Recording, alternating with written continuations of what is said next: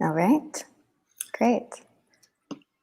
Hi, Sarah. Nice to see you. Hey, Izzy. Nice to see you.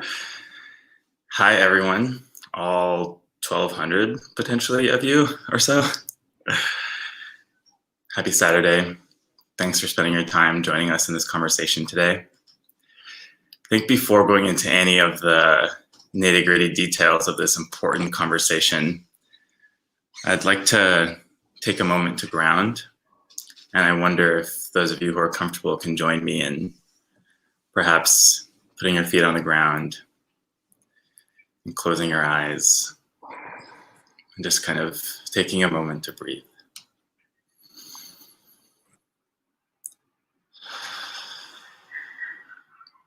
And taking a moment to be in the presence of who you are and where you are and where we find ourselves in this strange time.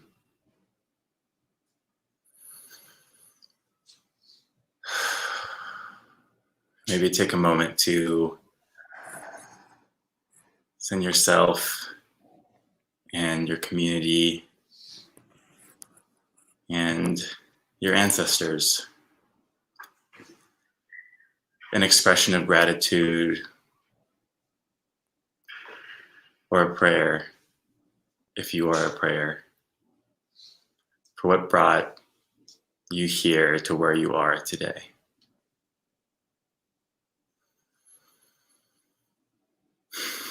And maybe take a moment to acknowledge the land that you are on.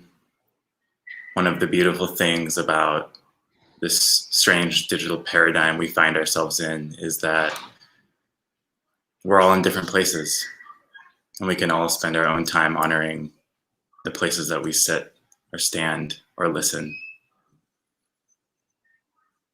Maybe you're in your home or in your car, with friends or with family. Just take a moment to appreciate that space and the graciousness and the people who have stewarded the space that you find yourself on today. Thank you.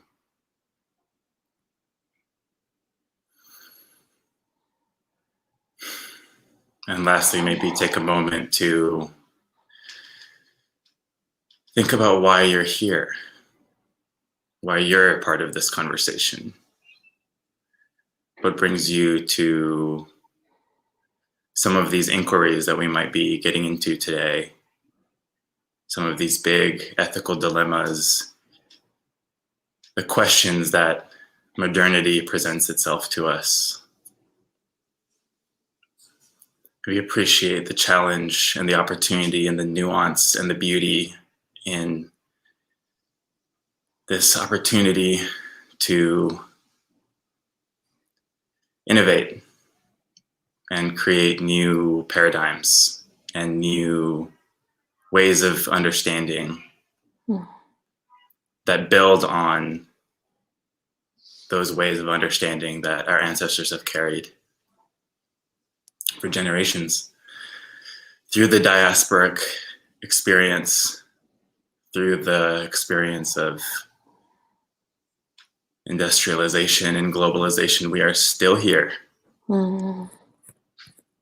And we've got things to say.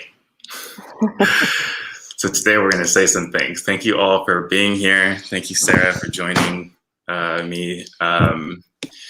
Thank you, Mike, and the team at Psychedelic Seminars for inviting us to have this conversation here today.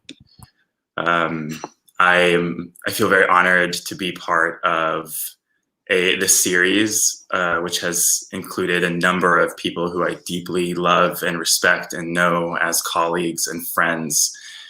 And if you haven't already gotten a chance to hear them, they're all available on the PsychSems website, psychsems.com. And you can see that this is a conversation that's been building over time, not just in the last couple months of the conversations that have been happening on this forum, but also over the course of years and decades and centuries, really.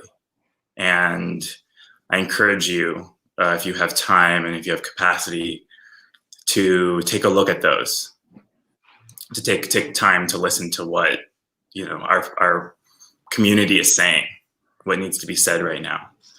Maybe wait like 90 minutes though, like listen to this first and then go back. So, but I really highly encourage people to take a look at those, to really hear like kind of the groundwork that is laid in this conversation, because today Sarah and I will get into some of the nuance of the topic, psychedelic therapy and care within the system, and we'll talk a bit about what we mean by all of those pieces.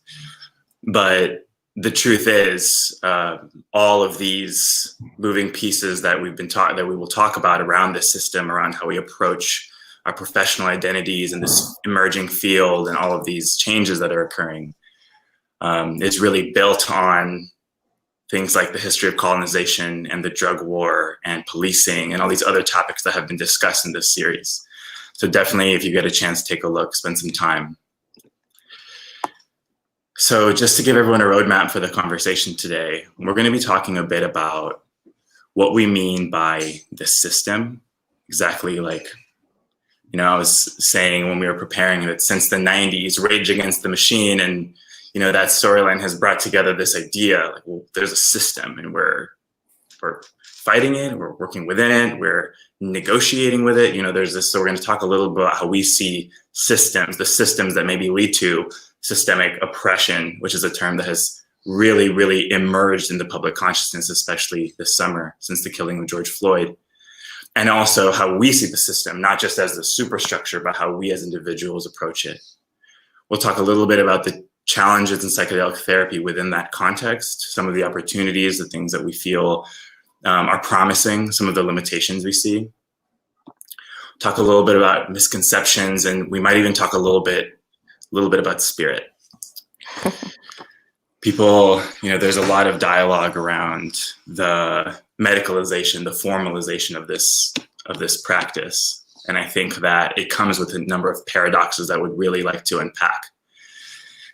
And I think to start, I'll share a bit about my origin story, and then I'll pass it on to Sarah to share a bit about hers. But in relation to this topic, so my name is Ismail Lourido Ali. Many people know me as Izzy. I've been formally participating in the psychedelic movement, this kind of resurgence, in a professional sense for about 5 years since I started working with MAPS in early 2016, where I continue to work as Policy and Advocacy Counsel, which essentially means that I provide support on a number of our legal, ethical, and strategic priorities, really looking at the way that we work with regulatory systems and work with the law. And I think by way of an origin story, that's a good kind of starting point, because the reality is that by working within a system like the law, I had to make compromises, and I had to decide why to participate in the system in that way. I was born and raised in Fresno, California, in the Central Valley of California, and was really politically socialized by post 9/11 America as a young Muslim. My parents were both immigrants. They came to the United States in 1986 to find a place with more political and economic stability than Pakistan or Colombia. And what they found, especially following 9/11, was a paradigm in which our civil liberties as Muslims were being reduced. For those of you that know, the Patriot Act was passed in 2002 or 3. And that really started a shift of our understanding of how we treat people domestically as far as their rights and civil liberties go. And that was something that was hyper present for me in my early teenage years. And what I noticed, I think, at that time as a young teenager was how the law, which theoretically was a system that formalized ethics or formalized rules in a way that was supposed to be for the betterment of society, was actually used as a weapon and actually used as a way to hurt people and to limit their power and to oppress them. And as I got older, I learned that that didn't just start after 9/11. That was happening kind of, for centuries prior to that, and in many different forms throughout history in different parts of the world. And yet I feel like there was something that attracted me about this conception of how we create rules. When is it okay to create rules, and when is it okay to break them? And as a young person, I think realizing that at the very least I had to understand the infrastructure to really rage against it.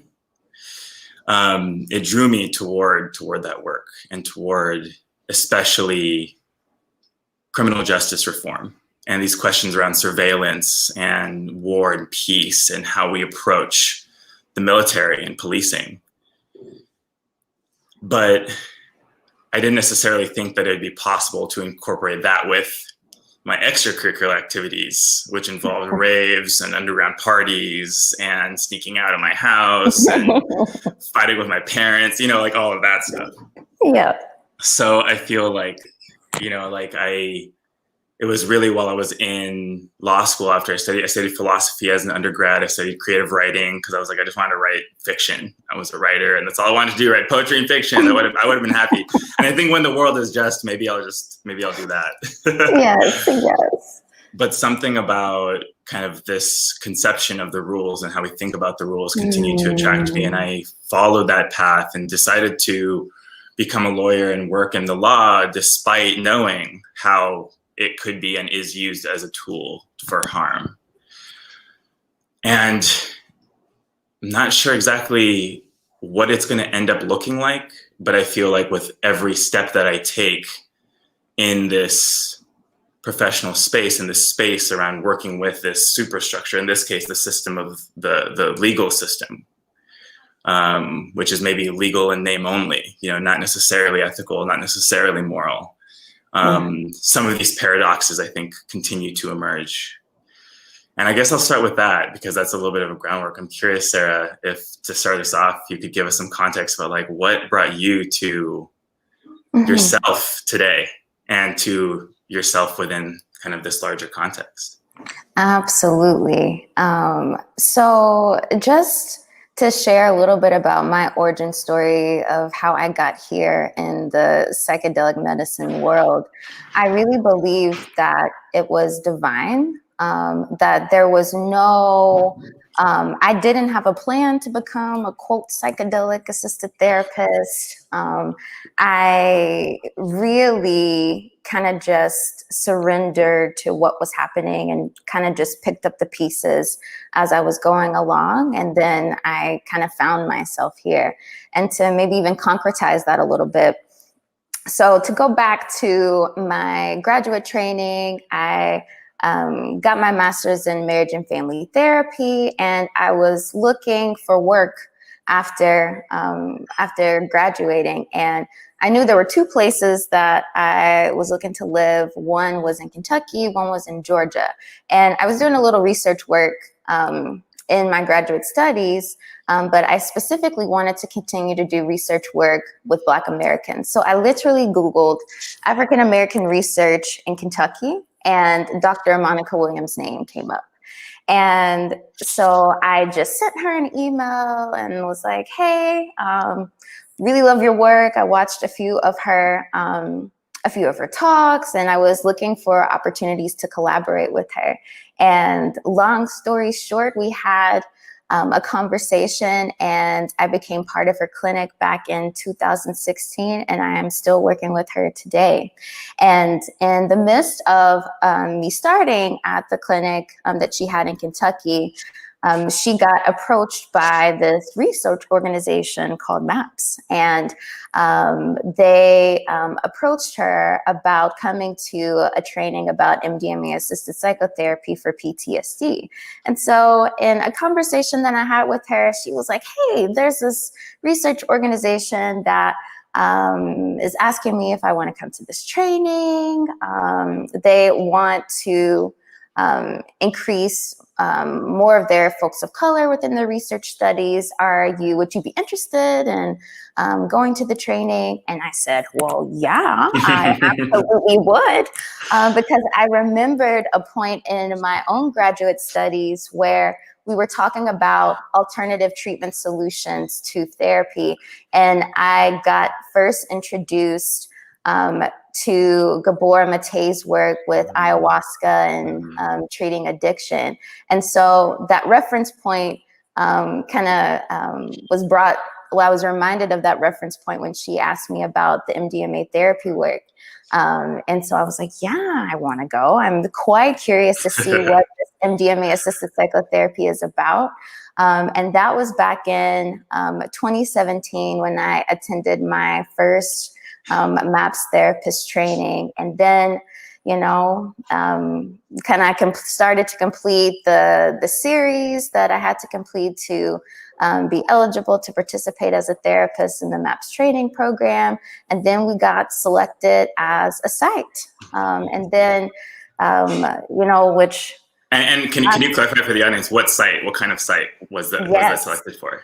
Yes. So our site was UConn Health Center, and we were focused specifically on recruiting people of color and providing a culturally informed experience within MDMA therapy. And so we started as a site. We were so excited. We were at UConn, and we really started to do a lot of advocacy work around, talking about the real stigmas that exist within this work for people of color. Like, first of all, people of color and mental health, seeking mental health services, and also people of color enrolling in a clinical research trial, and people of color taking a quote psychedelic drug in a clinical research trial, right? So we had to really get clear and specific about what it is that we're trying to do, and really how do I say this? What we were approaching to really kind of come into this work, because this work really ain't for the faint of heart, right? Because you really got to understand the needs of the community. And first of all, also understand too that folks might not be receptive or even wanting to receive this treatment, and really respecting the agency of folks who choose not to, or who don't want to engage in this kind of medicalized frame. But I digress. Let me get back to my origin story. So go to UConn, and we have the research study. Our site gets cut short for a multitude of reasons, but we still continued the advocacy work around the importance of diversity, and I'll quote this, diversity and inclusion in the psychedelic therapy space, and what that looks like, and really still advocating for providing culturally informed care within psychedelic assisted therapies in general. And so that is maybe where I'll pause with the origin story, but I can absolutely talk about the system too. Yeah. Well, I just wanted to say that, like, I really appreciate what you bring in around, like, the perception of drugs and how different communities perceive drugs. And I just want to share a little anecdote, like, in this kind of space that we're talking about, the origin story. My mother passed away in 2013 before I started at Berkeley Law School. And I always wonder how she would think about me doing this work now. She grew up in Colombia and left in Colombia, Cali, Colombia in 1986, where people used to wear or tattoo their blood types on them because the violence from the cartels was so random and constant that there was the association of what drugs were was with violence, and was with this kind of underground, lawless economy. I use lawless kind of, in quotes here too.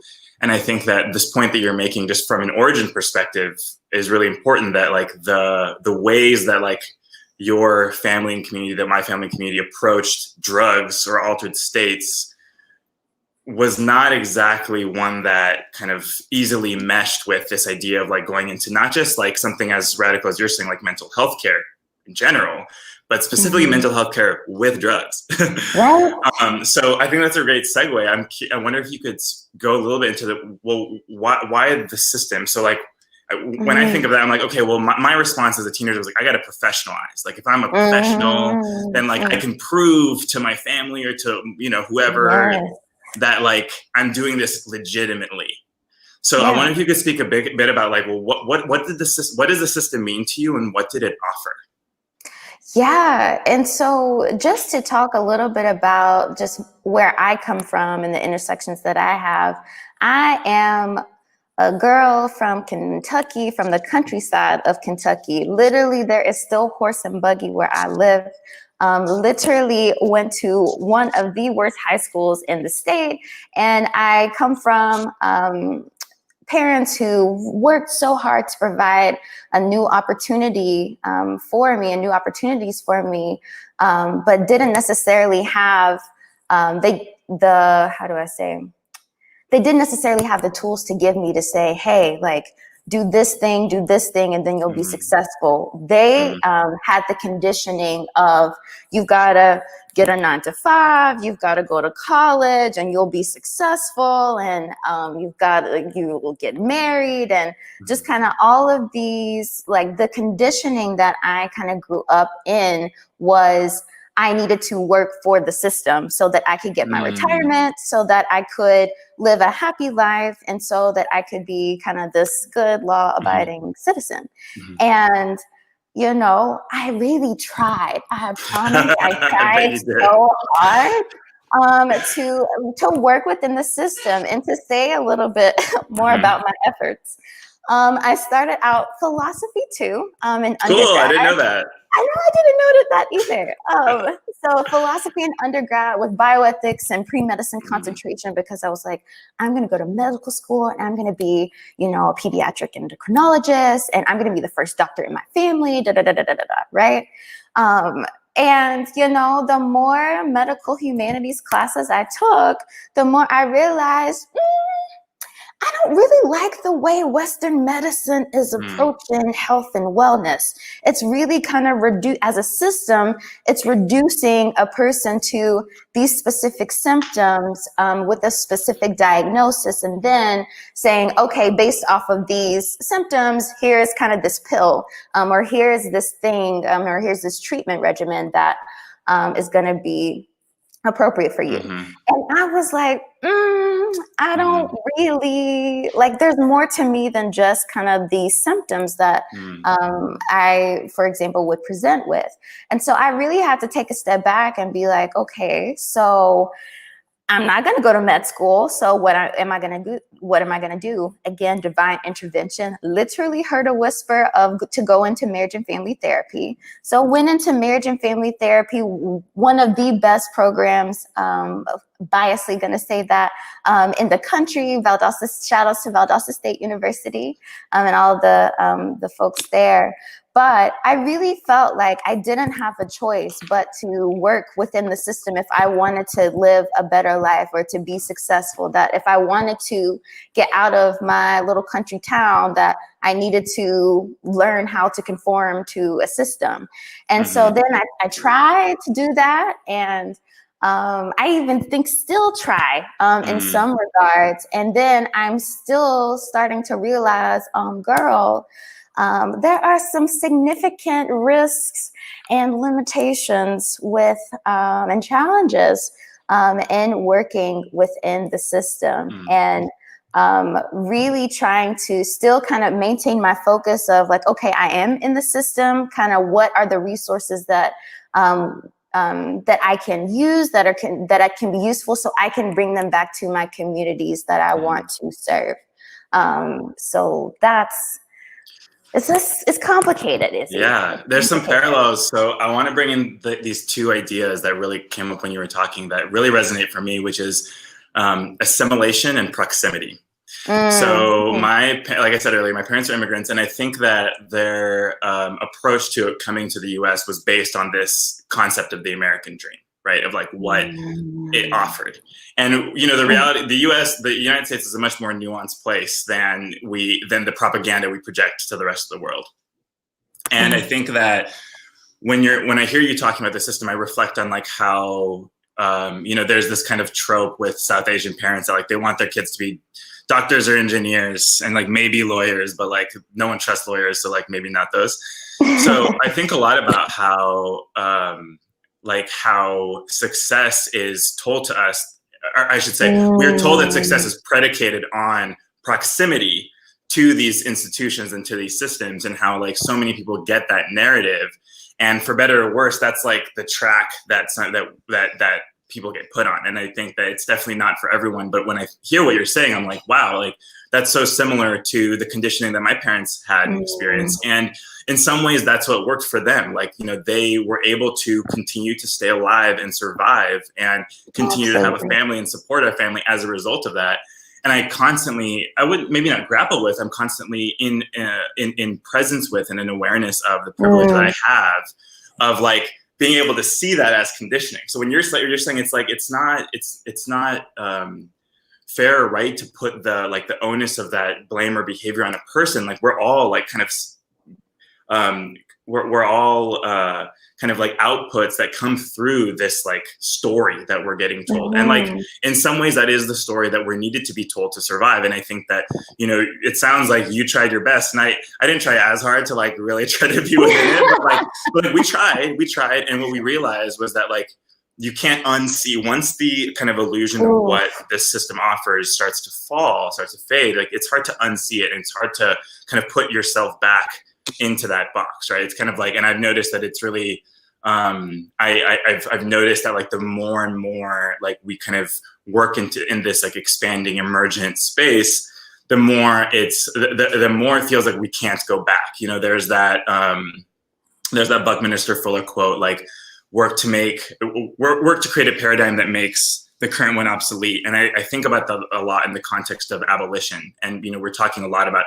police and prison abolition right now. And I love that abolition is not just the destruction of these institutions, the ending or the transforming of the institution, that's part of it, but it's also creating other systems that make the need for those current systems of punishment obsolete. So I think a lot about how we're kind of like getting to a point of no return. It's hard to unsee how much the current system is causing that level of oppression. And I think that I want to go a little bit into how we talk about medicine, because you mentioned that. And I think that, I experience this paradox a lot. And I know we at MAPS are constantly kind of in this tension. And I'll put it very simply, which is that, the reality is that working within healthcare, especially in a place like the United States, in a pay for treatment, insurance-based model, right now, healthcare is delivered in a way that is discriminatory. It's not like, it's not necessarily like, of course, there's like a level of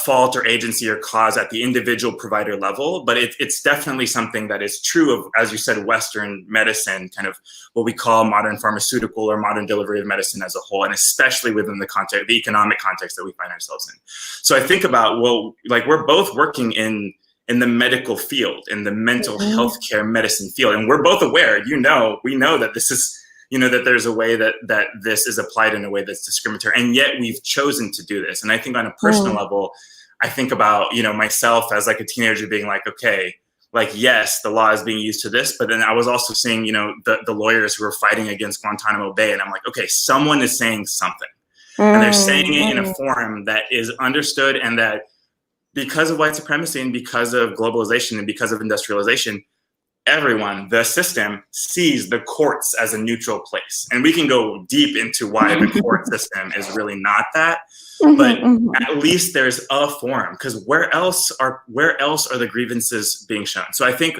when it comes to what you're talking about with healthcare, it's like, I really appreciate how you bring in like, well, you're aware of these issues, these problems, and yet you've chosen to do it anyway. So I feel like we've got, past talks, and like you and I have both spoken before about like the challenges of psychedelic therapy. Well, it's, it's an overrepresentation of white practitioners and researchers and participants. And I think you kind of got to why that is. Well, there's like the distrust. What does that is? What does that mean?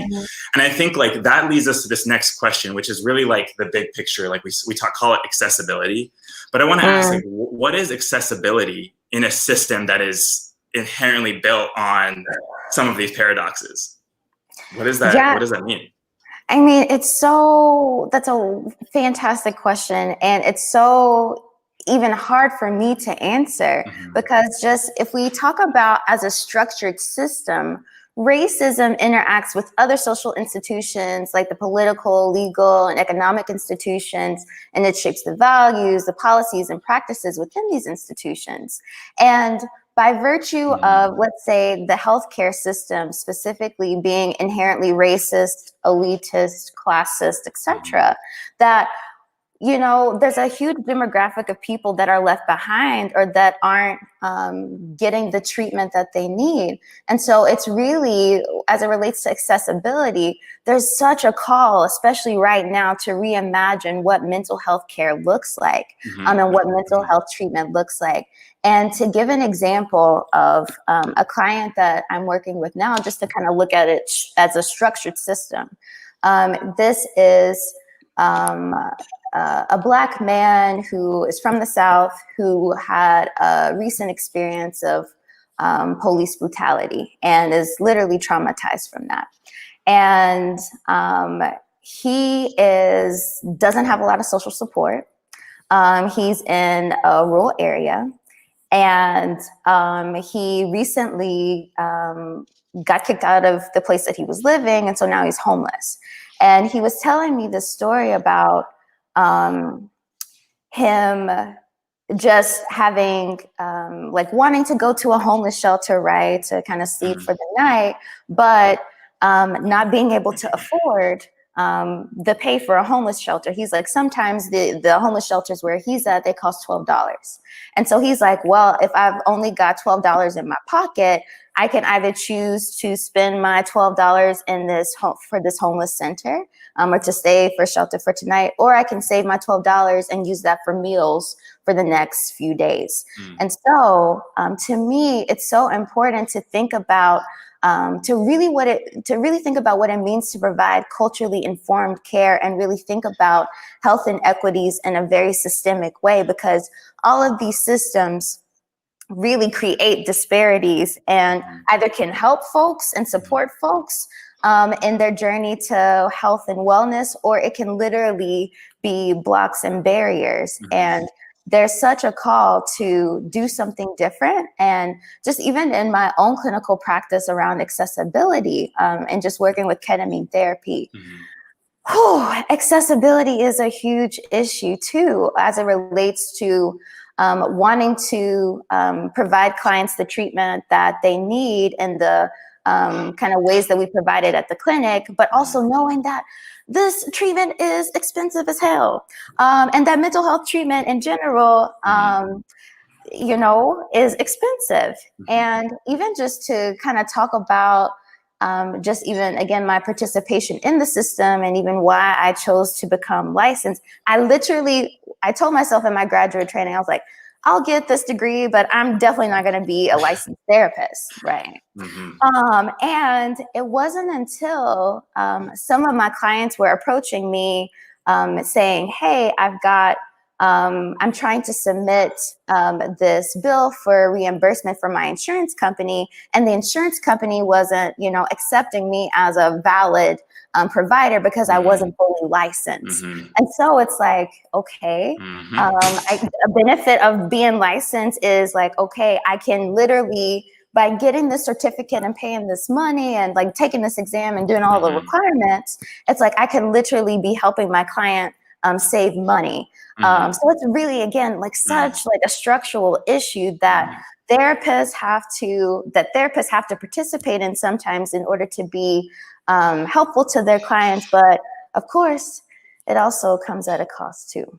Totally. And that makes me think, so, you know, we've talked before about how so people understand that there's an arc with this psychedelic kind of resurgence where, you know, after what happened in the 60s, especially in the United States, there was kind of a swinging of the pendulum back to the lab, back to the white codification, kind of like the lab, the clinic, like really like this focus on science and research. And I've noticed over the last few years that there's been a bit of an expansion beyond like, well, what's happening in the brain? How do we prove that it's safe? And more about like, well, how do we deliver this care? And I think that I really appreciate what you're bringing in, and that makes me think about the many, like, frankly, it makes me think about the underground. And it makes me think about how there's been this resistance, I think, in some, especially some of the more kind of scientific psychedelic communities and leadership, to avoid both the reality of like the political reality of where that research is situated, and also the belief that medicalization or pharmaceuticalization is not just the safest way, but it's maybe the only way. And I think as movements to decriminalize and create access through other contexts start to emerge, this tension is really coming up. I personally find myself to be a yes and kind of person. Like, I believe that there's, with the very real limitations of the medical field, I believe that there is some value. I believe that, absolutely, you know, sometimes I talk to, you know, practitioners, and like, if you talk to an overground practitioner, sometimes they'll say, well, you know, some clients will never go to someone with letters after their name, right? They'll only go to someone underground. And there's some people that will never go to someone underground, and they'll only go after someone with letters after the name, you know? So I'm thinking, like, how do we create a paradigm in which, like, my grandmother and my cousins or whoever else, you know, like, are all like able to do that? So I want to, you know, bringing in this conversation about the underground, like, in many ways, I think that, you know, the psychedelic therapy kind of community and paradigm recognizes that it's an emergence, not just from underground psychedelic therapy, but from literally centuries of indigenous practice that have held space for this work to be done for such a long time. And I really want to dispel this myth, or this sense that, like, the mainstreaming, or like the community, like people like yourself and myself, who are like here to bring visibility and, yes, to some extent, mainstream understanding of these substances, are somehow trying to do it at the expense of the underground. And I'm curious if I'm curious if you'd share some thoughts on, like, well, how do you think about, like, because you went through the effort of like getting your license and all that. You know, I have a student loan debt, and I see people being like, well, I paid off my student loan debt, so we shouldn't cancel debt. And I'm like, really? That would be really great if you just, you know. So like, I'm curious about, like, is there scarcity? Like, does it feel zero sum to you? Like, does it have to be one or the other? Do you feel like the field is bigger than that? How do you respond to that?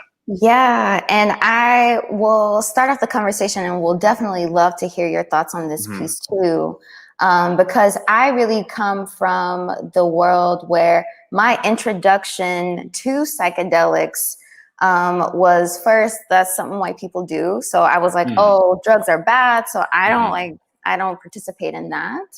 But then kind of then it came into my awareness with in clinical care. So I'm like, okay, I can see the benefits. I can see how it makes sense. And so to me, I'm just like you. I absolutely think there's a place for the both and, because to me, there are some people, like you said, who are going to prefer to go to a person, and will only go to a person with credentials behind their name.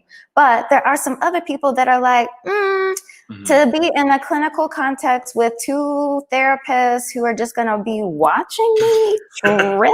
Awkward. It's a little awkward. And especially with, again, just the stigma just around therapy, and that has to be addressed in communities of color, that's super real. And so to me, I really feel like it's important, just as we as much as we talk about the medicalization and really creating access to folks who need it within kind of the medicalization frame, I think as equally important, we also got to talk about the community and community-based efforts and solutions that really support folks who want to do more indigenous ways to heal, or who want to do healing in more ceremonial ways. That kind of, what are the safeguards, or what's the protection that might be necessary for communities. I know for just in my kind of circle, as I'm starting to become more comfortable and talking about my work with my family, people are like, oh my gosh, that's so cool. And they're wanting to have their own experiences too.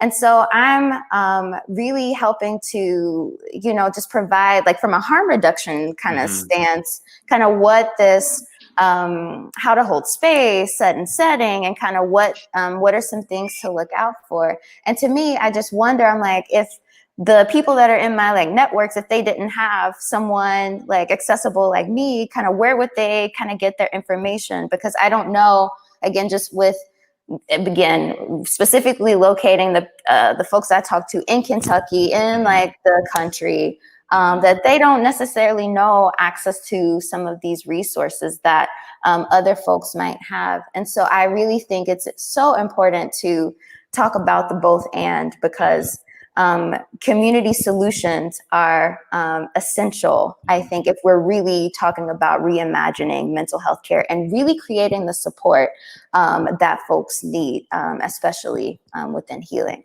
But I would love to hear your thoughts too about this intersection between underground and above ground work. Yeah, thank you for that wisdom, first off, because I think so many of the things that you said resonated. And I think back to myself as like a 14, 15-year-old watching my friends start to do drugs and be like, whoa, they're bad.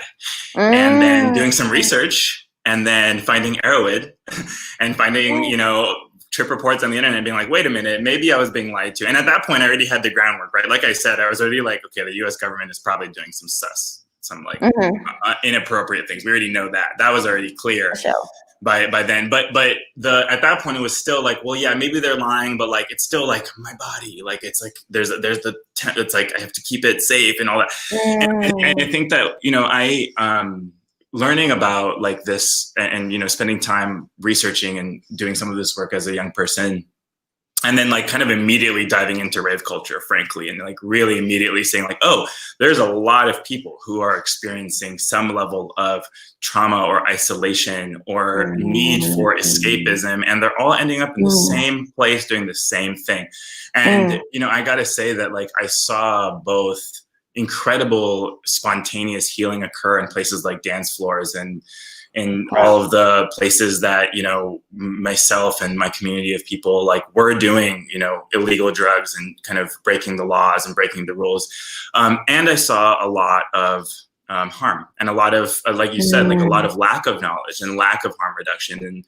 And I think that, you know, before I knew the phrase harm reduction, the feeling that there needed to be some level of support occurring even outside of, and at that point especially, and really only outside of the superstructure, because when I was a teenager, there wasn't like, you know, MAPS exist, you know, like some of these things were happening, but there wasn't really like an option to like talk about this, as far as I could see, in a really meaningful way. And I think that led me to believe that, okay, so while we are part of the underground, while we work within and spend time within the underground as people celebrating or people healing or people doing whatever, that we still need to have something that provides that safety and that provides that those barriers and those buffers to the way that we are pushed to harm ourselves by society. And I think like, just to make it really concrete, I think a lot about how we talk about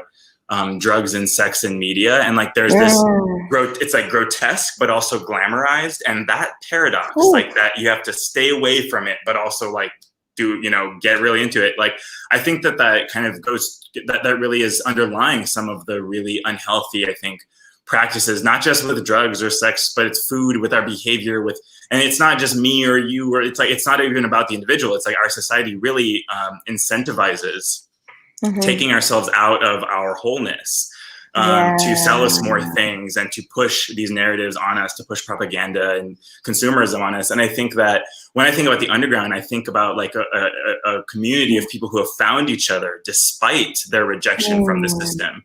And I think that the process of building bridges between what we call the superstructure or the system and the underground is really just a remembering. It's a returning to the way that we have been, because for most of human history, prohibition was not the status quo.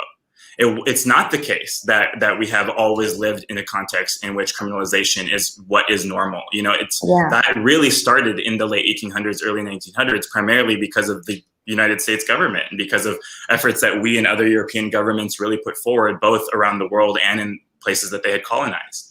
So I think that like when I think about the underground, like there's a way that it's demonized and placed in this kind of like bubble of like outside of like the legitimate system. And I think that that's a mistake, because when I think about like my own experiences outside of clinical context, both in spiritual contexts and in celebratory ones, of course there are risks, but in my mind, like looking at it, looking at those risks and understanding those pieces transparently is how we keep people alive. It's and even beyond that, it's how we, I mean, of course, that's how we heal people, and of course, that's how people benefit the most. And I do think that there's aspects of structuring that have a lot of value, like the idea of the container, like the container for the experience to happen. There's the set and setting, but then that's one of the things that I think it's like kind of operationalized within kind of the clinical system that I think really works and that really makes sense. Like, it is important that there's some container there. But the clinic is not the only container. And I see when people have experiences outside of those containers, whether it's a ceremony or a one-on-one session or a group session, I see how like us like atomizing and reducing the experience to like the drug itself somehow does lose something.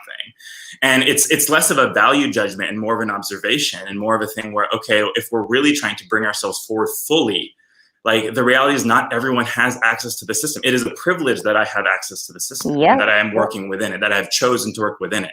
Like I can't lose sight of that on a personal level. I have to be with that, because I can't forget where I came from, where my family came from. My family were laborers up until like a generation ago, like quite recently, and in many ways, that's some of the work that my family still does. And what I've noticed is that like this arc toward healing, I have other family members that are in healthcare in different capacities, and this arc toward healing is not bound by our degrees. It's not bound by like the context in which we're in. And not everyone can hold that, but that's one of the things that feels essential to this kind of psychedelic resurgence. That, and I worry that we as a community and as this movement becomes an industry in the same way that we've seen kind of cannabis happen. Like I hope that people who enter this space, who pay attention to this work, whether it's as a professional, whether in therapy or as a business person or whatever it is, like are aware that like we have a history, we come from somewhere. Yes. And we can't leave people who are there behind. Absolutely. And what you're saying resonates so much with me, with this question around how do we kind of hold this container, or how do we maintain cultural sensitivity in the process of medicalization. And to me, I think personally with this work, it's spirit work. That spirit, is absolutely, for me, prominent, prevalent in this work. And to concretize what I mean by that, even in my ketamine therapy sessions, during some of the preparatory work that happens before we have the dosing sessions, my clients are having dreams about something that's emerging. And even sometimes right before the night before the dosing session, and we're bringing in those dreams into the session that literally like expands more beyond than what my clinical training would have taught me. And to me, it's so important to have this remembrance of kind of, for me at least, what it's really about, that even as a therapist, I've got to check myself and kind of do my own process and my own work, because I've got a responsibility, I see, whenever I enter into any clinical setting with a client or a participant or a patient who's going through these drug-assisted therapies, that these folks are in very vulnerable states. And it's so important for me to create the container to hold them through, and to give them the space to move through whatever kind of emerges. And I'm always talking about the importance of cultural sensitivity, or the importance of culturally informed care. And I think you know, as a field, the psychedelic medicine field is now starting to recognize the importance of this work, and is starting to kind of try to bring in and recognize some of the indigenous ways that that we've used to heal, and trying to incorporate them in the protocols. And, you know, a wise medicine person once told me that sometimes when you take these medicines out of their cultural context, they can lose their effect. And so to me, I'm always thinking about how do we really create the container and the space for healing to emerge that's specific to the dynamic between me, my co-therapist, and the client, and with my client specifically, or with the client specifically. Yeah, thank you. I want to bring in this concept of the just transition, which some people might be familiar with. It's usually talked about in the context of like energy, and like how we transition away from like an oil and gas-based economy. And the idea that, you know, as we create new systems, you know, there's that quote, if it's not accessible to the poor, it is neither radical nor revolutionary. And there's this idea where like, well, we can create all these amazing new systems that will revolutionize society, but will they revolutionize society for everyone or not? And when I think about this in the context of the just transition and what you're saying around spirit, like we really must meet people where they at for our big visions of how we feel the future could possibly be if psychedelics were available to all. Like, we really need to think about what we mean by all there. And like, it's not, and this isn't just, and again, like part of why I wanted to start where we did was because this isn't just an exercise of like shaming and breaking down and critiquing those systems. Like those critiques are real, and they're there, and we're very aware of them. It's really about recognizing, well, how do we fit this puzzle piece together of these different modalities, these different frameworks, and where they land. I love that you brought in the concept of spirit, because I think that that's a core piece of it. And it's funny because, you know, I grew up with, my father has this, is a devout Muslim, and taught me so much about patience and about spirit and about spirituality and practice. And you know, I grew up in a context where he's also an engineer and a scientist and a physicist. And my brothers are also, I have a brother who's also a scientist. And I didn't grow up with like the feeling that spirit and science had to be at odds. Like I always was taught that like, there is a way that what we learn through science or evidence, whatever that is, our evidence-based framework, like that those are ways in which this like core spiritual reality of existence is articulated. And of course, like there are big flaws to science, right? There's like limitations, but I think that's the point. Science is a human endeavor, and it's a human endeavor, and it's a human practice that we use to try to make meaning out of these huge dilemmas and these huge questions. And although I literally, you know, we both work in contexts in which science is tremendously valuable and important, I also really think it's important to bring in the spirit, because there are like, that is where a lot of the healing work gets done. And, you know, there's kind of we're in this complex kind of legal paradigm in the United States where like medicine and spirituality are like very much their own thing. And I think that psychedelic therapy really kind of starts to blur those lines in a really significant way. And it shows that both, well, spirituality isn't like, or I should say health in some ways is a reflection of our spirit. And like, as long as the ways that we get access to health are devoid of that, then like the healthcare system itself can only help that physiological issue. It can only help that I don't want to say shallow, because there are many aspects of it, but that first layer of issues, like the symptomatic diagnosis-based issues that you were talking about. And I think the opportunity of like bringing in the spirit to the science in a way that actually infuses this emerging field with that knowledge and with that consideration does expand the scope of access from a cultural point, from a cultural sense, from a cultural and ideological sense. I want to switch gears a little bit and kind of like going a little bit deeper into this.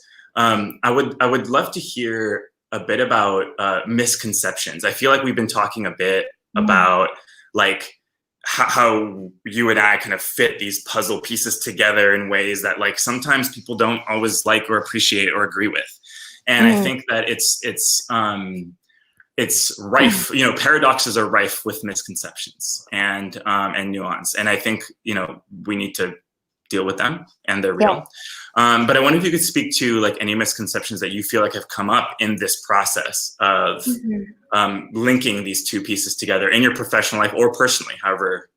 Yeah, I think professionally, one misconception that I think is unspoken in a lot of the conversations that I have with folks is that the highlights are, oh my gosh, the power and the potential of these medicines and how powerful they can be to heal.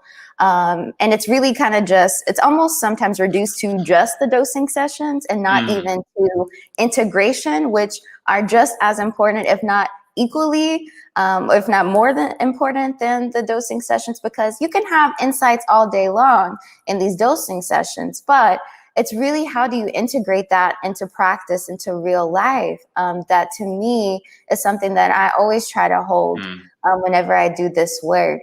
And so I feel like sometimes people just see the glamour and it's like the talks and like, oh my gosh, you're doing this, you're like, I've heard people call me like a pioneer and just kind of these very almost like sensationalized kind of ways of viewing this work. But to me, this is my reality. Like I'm doing this for like people in my community. I'm doing this for myself. I'm doing this for my brother. I'm doing this for my family. Like this is personal to me. So it's like, in these moments where like, and I don't even like to do talks for real, but the only reason why I even do them is because I feel like it's so important for people of color, Black folks specifically, who might be interested in this work, to see someone that looks like them talking about this work, to sharing their experience of this work, to see a clinician, like let alone a Black woman, okay, doing psychedelic assisted therapy, like what? So to me, it's a misconception is like this kind of glamorized or sensationalized, like kind of I do this for like for some might view it as like entertainment, or it's like, oh, I'm gonna like get educated on this topic of how I can be more, culturally sensitive or, culturally informed or culturally humble, whatever.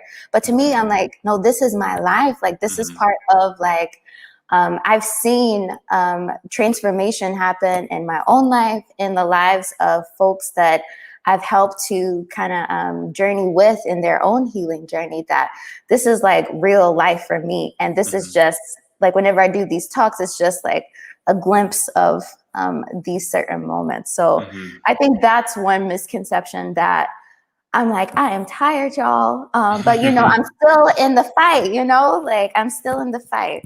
And I would love to hear misconceptions that folks might have around your work too. Yeah. Well, first I'll say that I don't like the word pioneer because of all of its kind of settler connotations. But I will say that it is a tremendous honor to know you and to have worked with you over the last 2-3 years as kind of this conversation does emerge. And I really hear you on the sense that there's so much value in, as I've heard said, being the person that you needed when you were younger. And I think that there's a lot to be said for that. And I really deeply appreciate your presence here and your work here. I think to kind of answer the question myself, I guess it has to do with a question of tactics, actually. And the difference between radical change and incremental change. And Kate Damo, who is a sex worker rights advocate and a friend and someone who I really appreciate it kind of in this space, at one of the closing plenaries for the Drug Policy Alliance's Drug Policy Reform Conference last year, time is strange right now, said something that really resonated with me, which is that the radicals are there to keep the incrementalists honest. And I love it because when it comes to, both misconceptions or perceptions about tactics and theories of change, I think that one of the reasons this conversation attracted me so much and why I'm so glad that we're having it is because I think that there's very real suspicion with what it means to be mainstreaming substances and what it means to be bringing things into the mainstream. And it's like, how much are we chasing the mainstream and how much are we waiting for the mainstream to come to us? That's a really big question. And, you know, when I was in junior high, we had a uniform, polos and khakis and stuff. And I was so angry because I was angry for a lot of reasons. I was very angsty at that time. And I would say this over and over, I hated the mainstream. And the way, what the mainstream meant to me at that time was that I couldn't get a polo shirt without a brand on it. I could only wear my school uniform by branding myself with some like company. And to me, I was like, when I thought mainstream, I thought consumerism. And I thought that like purchase power, you know, the way that, like we were talking earlier, the way that our own conceptions of reality are really kind of taken apart so they can be replaced with like what the mainstream offers us. And I think that's a really legit critique. One of my biggest fears when it comes to like legalizing access to psychedelics is like, how much does that overlap with our current, frankly, very predatory advertising and marketing system? We've gotten really good, marketers have gotten really good at exploiting our psychology to sell things. And, you know, on some level, there are built-in limitations that exist in the underground that I think, you know, maybe make it, that there's a trust network that theoretically exists in the underground and aspects of the underground that kind of sometimes limits that, but it's not enough. And then you go to the other end of the spectrum and you've got like the FDA or like large regulatory systems that have their own systems, and they're not enough too. They're not the whole picture either. So when I think about misconceptions, I think that, you know, there's a big conversation, I think, within our field around like, well, what tactics are the appropriate ones to create revolutionary or radical change? And I think that it's a good thing that we debate them. I think it's a good thing that we have different perspectives on them. But I think from just going back to that quote, the radicals are there to keep the incrementalists honest. It makes me think that back to this idea of the just transition, like, you know, we can imagine radical change, but it's hard for me to imagine radical change that brings everyone along without creating some of those incremental bridges between these concepts. So in my mind, it's like, yes, like maybe I have to, like maybe our system is working slower than I'd like it to. And maybe we're getting a little bit too close. And I think in many ways, like there is I don't want to say chicken and egg, but there is kind of an interesting question about like who's influencing what, like where are we standing in our power? And I think when it comes to that, like I guess my only answer is that it's really up to me as an individual, you as an individual, you know, us as people who are in this space, that like we have to be doing our own work. And I think that like this is less of a misconception and more of like maybe like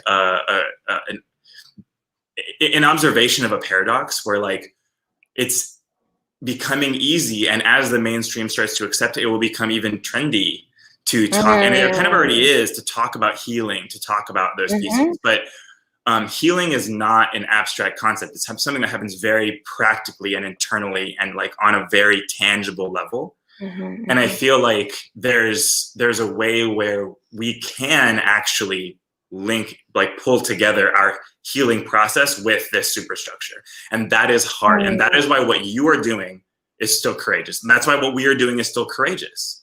That's why it takes courage, because it's like, it would be one thing to parrot good PR talking points, like, and it would be one thing to, and I think as we see more and more like biotech, more and more kind of industry actors entering, we're going to see branding, we're going to see more of that marketing. And I think that like there is a belief that business as usual can't coexist with what we're doing. And, you know, I don't know if it can. I think that we may have to actually push business as usual beyond what it appears to be. And even in its most best intentioned context, I think that there's still a risk there.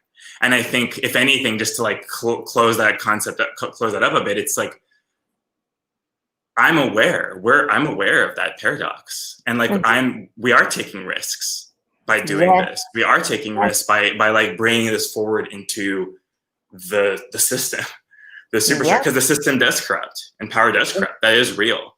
And I think it's up to us to be like really in our integrity every step of the way and to call each other on it. That's why conversations like this are important. Like I'm publicly welcoming you to hold me accountable, you know, to that, because I think that's something that we need to do in order for all of our big excited visions to really manifest. Absolutely. And we've got to come together to do the work, because we can do our fight as much as we can in our individual lanes. But to me, what I see, at least emerging now between kind of the psychedelic field, drug policy, and kind of these other parts, is that there's starting to be a coming together with kind of how do we really support folks in a more systemic way, in a more holistic way, who are trying to get healing. Yeah. Let's just take a moment to like shake it out. We have a few good questions in the Q&A, but I think like maybe everyone else that's at home, like if you've been sitting like intently, I don't know, maybe you haven't been, maybe you've just been like cleaning with like a podcast or something, but I'd be, you know, take a moment to like stretch your body a bit, move, and like, wow, like thank you, Sarah, for offering your wisdom. And I'm so grateful to be having this conversation with you. Like there are a lot of levels of what's happening and like what we're, you know, what we in this whole field is being asked to step up to. And I'm grateful for spaces like this, because it's easy, I think, and will only become easier to, I'm going to use the word succumb to like what the mainstream, what the superstructure is expecting of us. And I think it will, and I hope, to what you're saying, like that it becomes easier for us to hold our ground and hold our integrity in the midst of that, which we will do, like you said, by coming together and by being in that way. So I want to bring in like there's a couple really good questions in the chat. Thank you so much, participants, for kind of throwing some ideas in there. I'll start with this top one, which I really like, because it's complex. So Jason K asked, if one decides to enter the system with a mind toward dismantling it in some way, how do you practically sustain that dual consciousness in a way that keeps you from settling into complacency? What advice would you give to an aspiring conscientious saboteur? Wow. Great question.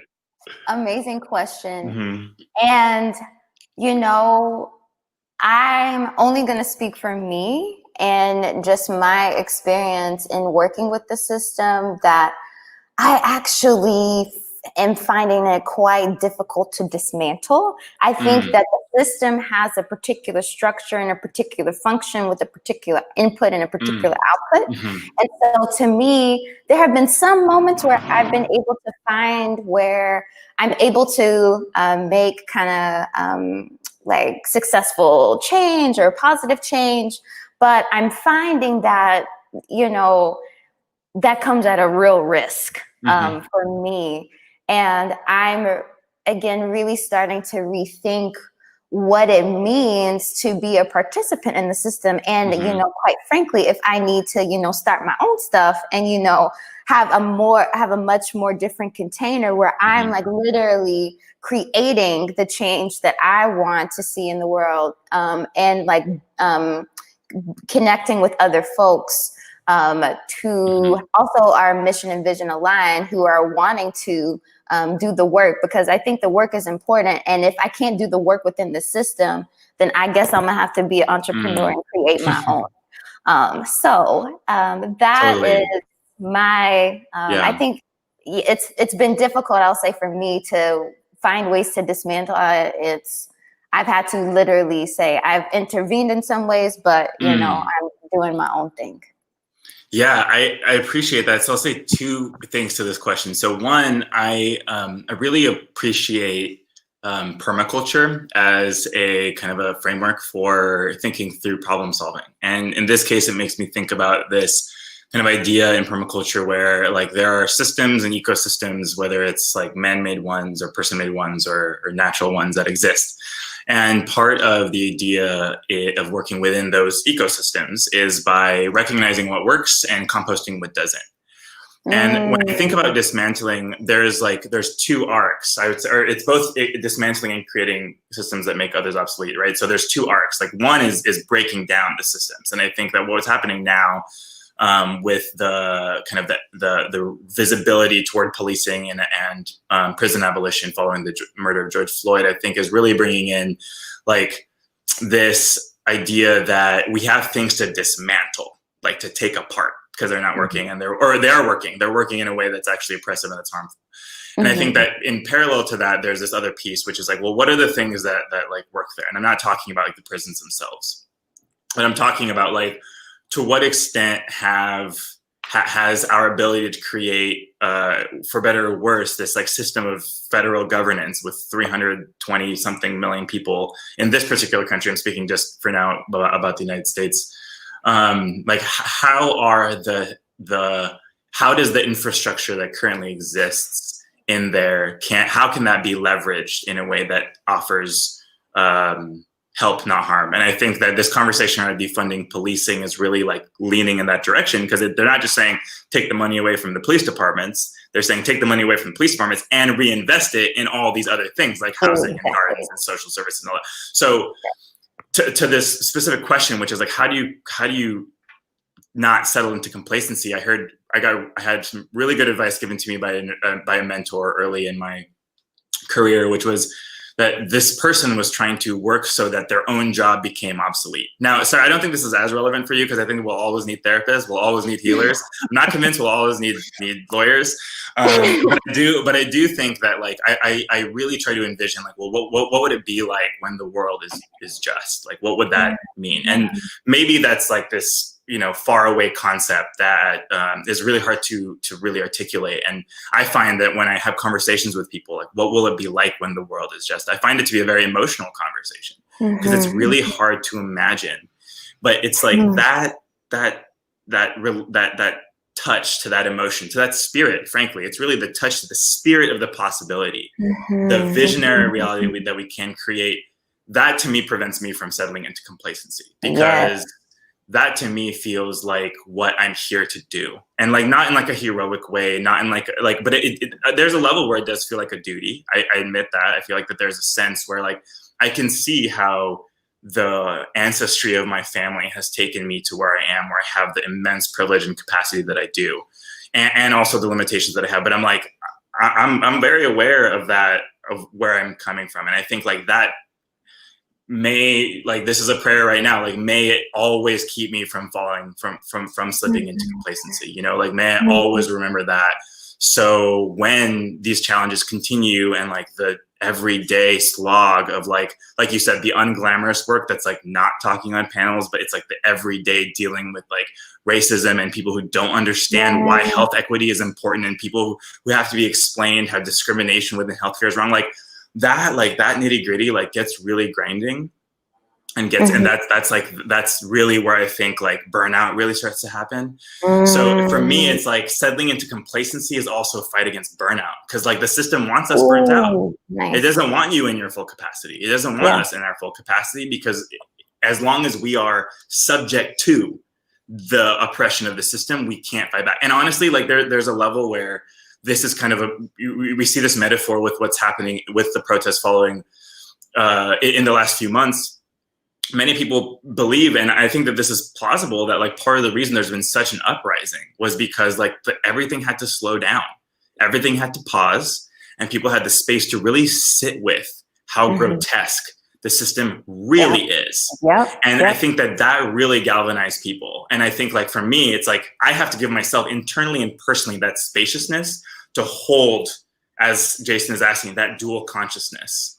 Because like I think that I like the phrase conscientious saboteur, because like I really do see that there are things that need to be dismantled, and I recognize that like there are value to the existence of systems, maybe not the system, capital S, but to systems. And I look forward to when we can create just systems. I don't believe systems are inherently unjust. I believe it's possible to create those. So that's like, it's like someone figured out how to really operationalize oppression very effectively. Yes. And we can point to a lot of different nationalities, people, countries, colors of skin, we can do that. But like on a, there's a way that if it can be done to hurt people, it can be done to help people. And that's what motivates me personally. Yes. I love that. Yeah. Love that. So Nick Baker asked you specifically if you can say more about how you create safe spaces for your people, and like what, maybe I'll expand on that. Like, what's your process for understanding safety, and like both psychological and mental? And to me, it's kind of like linked to the set and setting conversation. Like, well, what is the set and setting beyond just, you know, people talk about your mindset and the place, but it's like, well, your set and setting is also like your diasporic identity, your colonial reality. It's like your political identity, you know, it's all that stuff. So yeah, I would love to hear also from you, like both as a practitioner and as an individual, like how do you think about safety and safe contexts for healing? Yeah, so what immediately comes up for me is really creating the space for people just to be, because there are so many like for folks who hold multiple marginalized identities, oftentimes we have to wear different masks in different places. And this is kind of part of the conditioning that some folks have had just as a means to survive. And so being able to take off the mask and just to be and be witnessed in front of another person can be quite overwhelming and also vulnerable. And I really try to, you know, just like a plant, I really try to get to know each, whether it's my clients or whether it's people that are in my social circles. I really try to take the time to really get to know them in their kind of in their most authentic self, and really just kind of create the space to like by me trying to be vulnerable and authentic and trying to show up in my fullness. I hope that that helps to create a sense of safety and a container of safety, and also naming some of the harms that happen too, because I think just as it relates to trauma, oftentimes silence goes a part of trauma, that you push it in, push it down, push it away. And so you're kept silent about so many things. And I've even found in my clinical practice that some folks are afraid to tell the truth, even in front of the therapist. And so being able to, at least for me, a bit intuitively kind of sense that depending on the person, I really try to kind of call attention to those truths in real time. And even just personally, you know, love my fam. Shout out to Kentucky, if Kentucky's on the call. But yeah, I really just try to, as it relates to safety, give people the agency to choose, like, what is it that you're wanting to do, and how can I support? So how can I support just to listen? I'm here to let you vent, I'm here to listen. Or if you're wanting a specific intention from me that I'm able to give and offer, like I really try to attune to whomever I'm with to really try to create safety. Yeah, I like this concept of attunement. I think it's both important from like a, you know, very practically for the healing alliance, you know, between the therapist and the person receiving care. And I think that it kind of has lessons for us in general. It's like when I think attunement, I think like read the room, right? It's like, well, what's really going on here, and how can our observations, whether it's as advocates or practitioners, like really be in response to what we're seeing. And I think that really helps. You know, that makes me think about how we talk about this work. And, you know, just as an anecdote, one of the most persuasive things I found as an advocate when speaking to especially skeptical people, very skeptical people about psychedelics or drugs or psychedelic therapy, one of the most persuasive things that I've seen work is the reminder that psychedelic therapy is not always fun, that it's actually quite a challenging process that involves like really excavating. And that excavating the self is not always a very enjoyable process. And like sometimes it happens spontaneously on dance floors in the best way, but a lot of the times it's much harder than that. Absolutely. And a lot of the time that, so when I'm, you know, to your point about safety, it makes me think about like, I'm grateful that you brought up this concept of attunement, because I think like that's part of like you as a practitioner, like viewing like what is the depth or like what is the where in the depth maybe is this person, like where are they, like are they already coming up for air, are they so deep that they can't even see how they're repressing themselves? So I really appreciate that. Maybe I'll go next to a question that I think is maybe more for me, although Sarah, if you have an opinion, I'd be glad to hear it. But it's from Max. How do you feel the work of the progressive DA, district attorney movement fits into your work of creating new systems of justice and healing, particularly in regards to psychedelic therapy? This is a really challenging and nuanced question because it really brings in many of the things that we've been talking about today, which is like both like the agency of individual actors within a system and then the system itself. So at the end of the day, policing, prosecution, our current system of incarceration and punishment and accountability is works as it's supposed to, but like from a perspective of like, in my, how I conceive of justice, it is broken.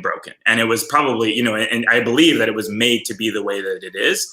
But even from like its own measures, whether you look at like deterrence of crimes or accountability, like nothing actually that we're doing even works from their own metrics, right? Even if you look at the metrics that the criminal legal system is using, like even from those metrics, it's very clear that the current system is not working.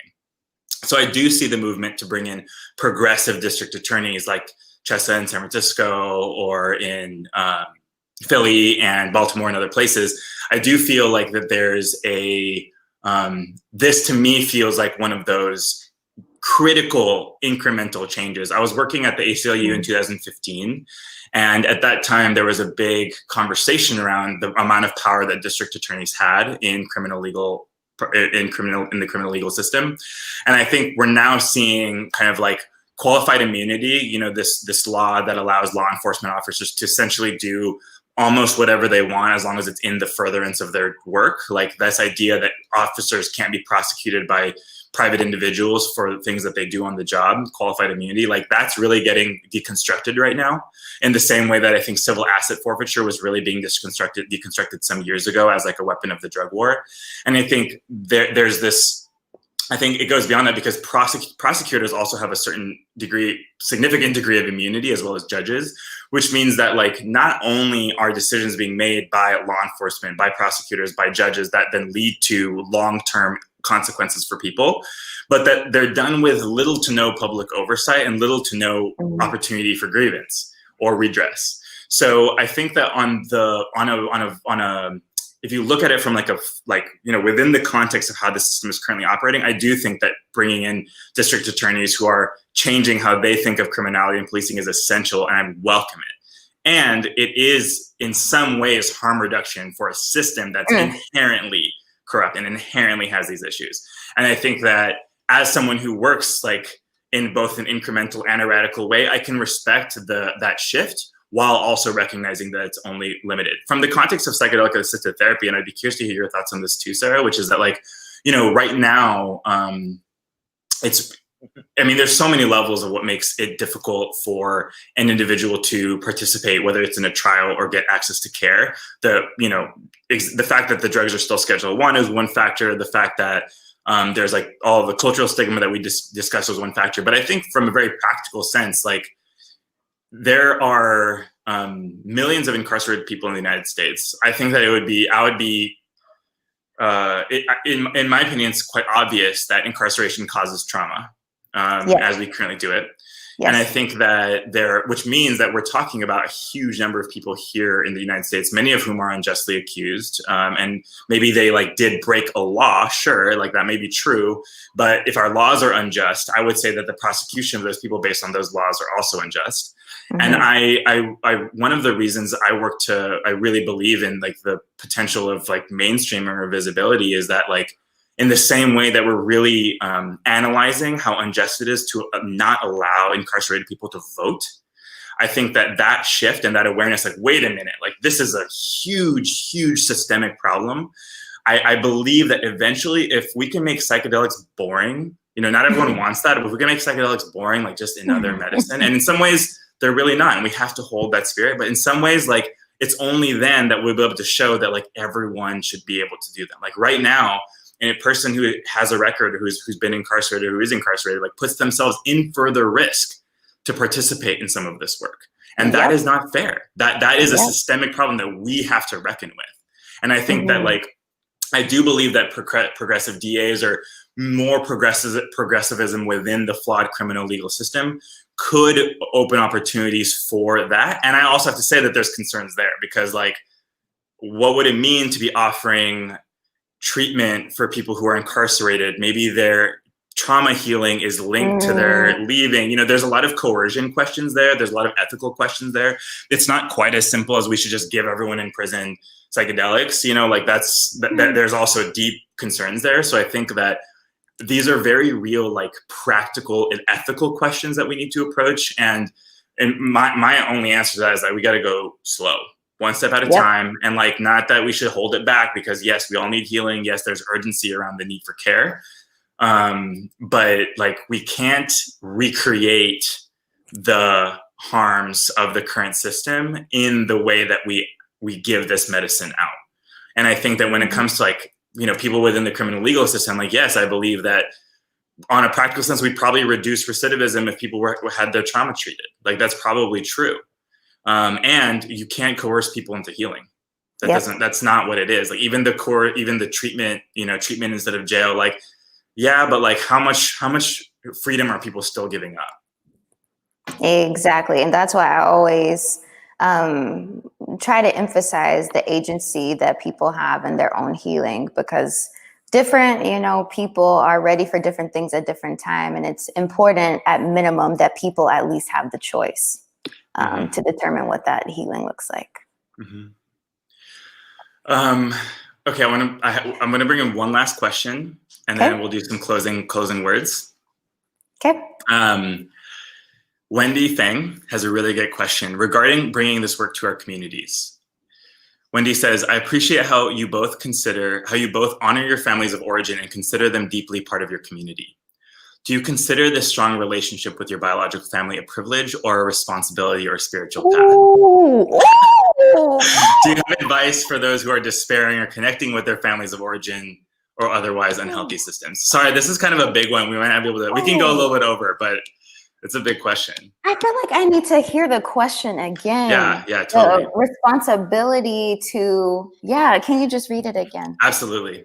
So regarding bringing this work to our communities, I appreciate how you both honor your families of origin and consider them deeply part of your community. Yeah. Do you consider this strong relationship with your biological family a privilege or a responsibility or spiritual path? Do you have advice for those who are despairing connecting with their families of origin or otherwise unhealthy systems? God, this is its own webinar, but right. So I will say for me, it is all of those things. It is a privilege that I have that connection to my biological family. I think it's also a responsibility that I have to continue the work. Specifically, just because there are some people that are in my family that I know that because of the world that they grew up in, they're not going to be maybe receptive to a type of treatment like this. And that's okay. But to me, it feels like it's my responsibility to still they passed the baton on to me with the knowledge and wisdom that they had to get me to the opportunities and information, education that I have to continue on. So I think it's definitely a responsibility for me and the generations that come after me in my lineage to continue to move on. And I absolutely believe it is a spiritual path too.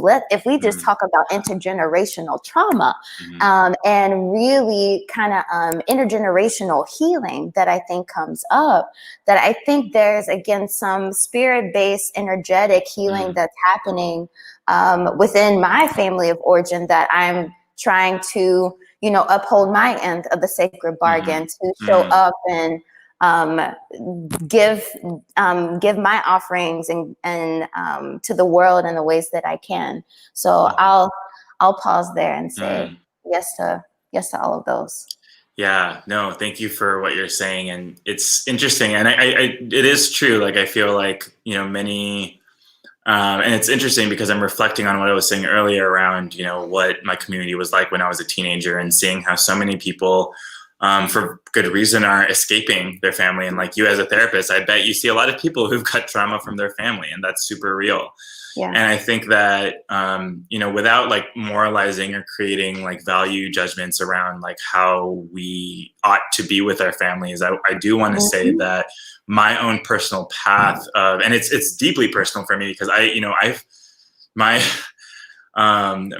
mother was really so resistant to what at the time, like it was just me experimenting or me like chasing spiritual experiences, but to her it looked like flagrant drug use and recreational, and in her mind it's like she was just trying to keep me safe. Like I get why, and it goes to the stigma that you were talking about earlier. Like it really is like, this is how we are taught to be safe in an unsafe world. It's to be like, within the system, by the books, keep your head down, don't do this. So I think that like us, entering this space where we're like, no, like we've been lied to, and we're trying to like deconstruct some of those lies, can be really challenging. And I want to just take a moment to appreciate people who don't have that opportunity, and who are still in a place where like that need to escape is real, and like that's also valid, right? It's not, I don't want to say that like if you're not doing the family work, you're not legitimate, you're not able to have a spiritual path. But I think on a personal level, like, sometimes I wonder, like, am I doing this just to like show her, right? Am I doing this just to like prove to my family that like, there's other things here, and that what they were taught was also wrong? And like, look, in some ways it's easy to say like, yes, like the cartel violence of the 80s in Colombia was caused by no one but the cartels themselves. It was like, that's a violent underground economy.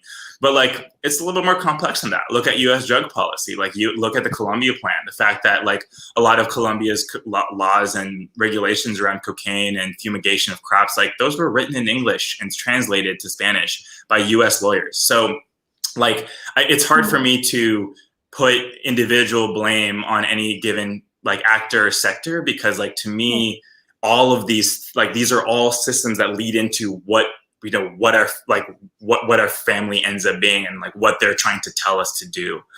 So I do think that like on a personal level, my relationship with my biological family is a tremendous privilege. I am grateful that so many of them did immigrate when they did, and that I feel like I have a strong connection to that. And, I do sometimes wonder, like, what it would be like to have like a single identity, or a single, like a with a bow tightened up, like, like what would it be like to be just like one person? I jokingly call myself a hyphenated American, because I feel like there's just too many hyphens in there: Muslim, Pakistani, first gen, da da da da. And I think like the family question to me is also an identity question. And I think just to end, like, do you have some, do you, for advice or those who are despairing, like, I can't speak from so much experience, but I feel like for me, like a lot of my acceptance of where my family is and where they were able to go at any given point did have to do with me getting a stronger understanding of my own identity. No one chooses for their identity to be political. Like no one makes that decision. Like, I want to throw myself into the fire. Like, like that's something that's kind of thrust upon us. And I think it's, for me personally, like, I've never, reflecting, I love this question because I'm reflecting on it now. It's like, have I ever like blamed them for like me not knowing where I come from or what my culture is? And I think if I look at it from a very shallow perspective, it's like, yeah, I'm like a little bit of everything, third culture. What does that mean? But like on a deeper level, like it has given me an opportunity to really connect with or without, my actual family members, like where they come from, where we come from, what is beyond them. And I think just to like bring some of the woo in, like the concept around like intergenerational. I also like the word intergenerational for those of us that are like fluctuating on the gender spectrum. But when it comes to intergenerational trauma, especially like this concept that's often brought forward, especially in indigenous contexts, around healing forwards and healing backwards. Like you can heal your lineage back. You can heal your lineage forward, people who aren't even here yet.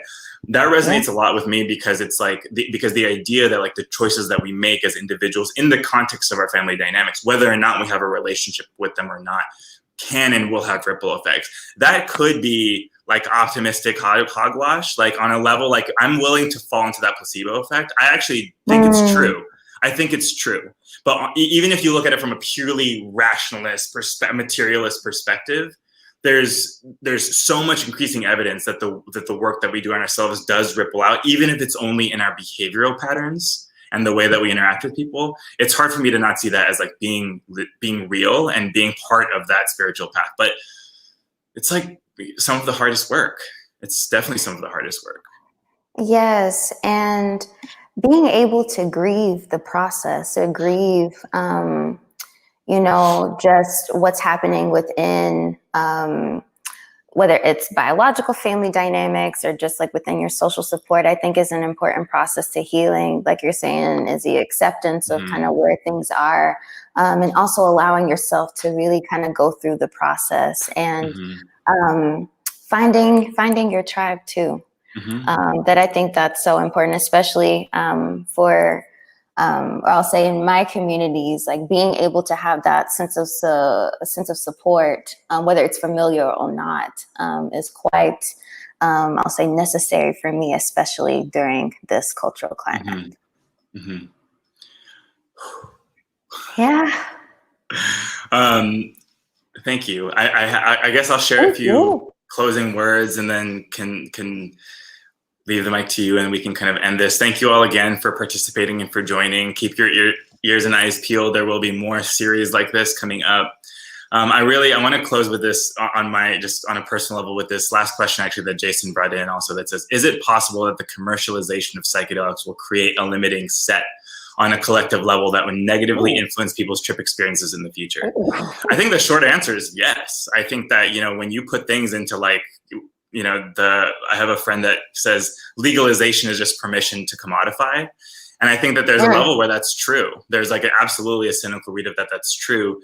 And I am curious, and this is something that I really approach with open eyes, which is that like, at the end of the day, is it safer? Is the setting better if people are criminalized? Is the setting better is prohibition a better setting than commercialization? I don't know. And there's a lot of things that I think exist that are beautiful within the underground, that have emerged within the underground that are worth preserving and holding. And I don't necessarily like the rejection of the system. And this is something that I feel like I've learned over since, you know, the years that I was talking about earlier, this angst, that rejection of something alone is not an identity. Like I can't build my identity on rejecting the mainstream alone. Like I can't, and I think that in the same way, like the underground has so far built its identity in many ways on rejecting the way that things have been, because the way things have been very unjust. But to kind of just like, you know, bring in this conversation full circle, I believe in our community. I believe in the underground. I believe in these spiritual practices and that they will endure beyond what that is. And that's not to say that capitalism isn't a powerful force, because it really is, and things will inevitably change to some extent. But I believe that and it's not even just like this like naive, like psychedelics are bigger than, no. It's like, I believe in the people who are healed and who are seeking healing and seeking justice.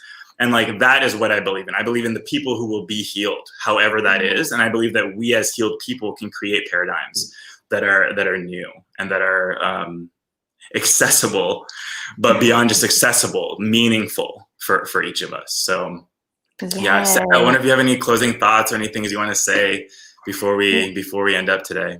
Yes. Well, first of all, thank you, Izzy, so much for all of the wisdom that you shared and for holding the space and really creating the flow for this last hour and 40-ish minutes. It's been such an honor to just be here with you and to discuss with you, and really grateful for our audience that decided to come listen to us on this Saturday, depending on where you are, evening, afternoon, or day or night.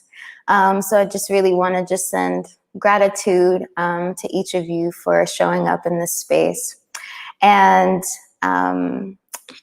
as we just kind of talk about the system and just as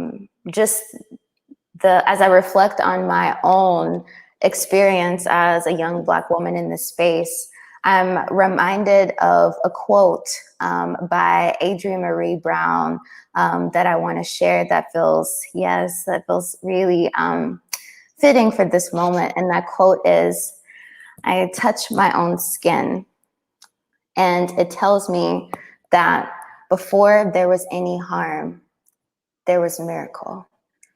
And to me, that is something that I hold, that yes, we've got these political realities that we are up against and we fight against every single day. But even before that pain came, that there was miracle. And so I really kind of hold that as we continue to re-envision what this work looks like and really transform what this work looks like in our respective spaces. And as I close, of course, being a Kentucky native, I am still going to continue to say this until justice for Breonna Taylor happens, because her story is quite personal to me. And today is actually a day of liberation for Black folks in Kentucky specifically. And I saw a post on Facebook that I shared that I just want to end with today, just as it relates to the liberation of Black folks on the 8th of August. So traditionally on August 8th, African Americans assembled in Paducah, which is a city in Kentucky, to celebrate their freedom and pay tribute to their roots. They gather annually for dances, ball games, and picnics as a family occasion and in spirit of a community remembrance. And I just want to kind of end there of just in a celebratory space that, you know, I'm remembering of the fight of what it takes to be here. I'm grateful for the folks that came before me, and I'm going to continue to move through this space. So thank you all. Inshallah. Yes. Thank you all for showing up. Thank you to Psychedelic Seminars for offering this platform for us. And until the next time. Indeed. Y'all take care.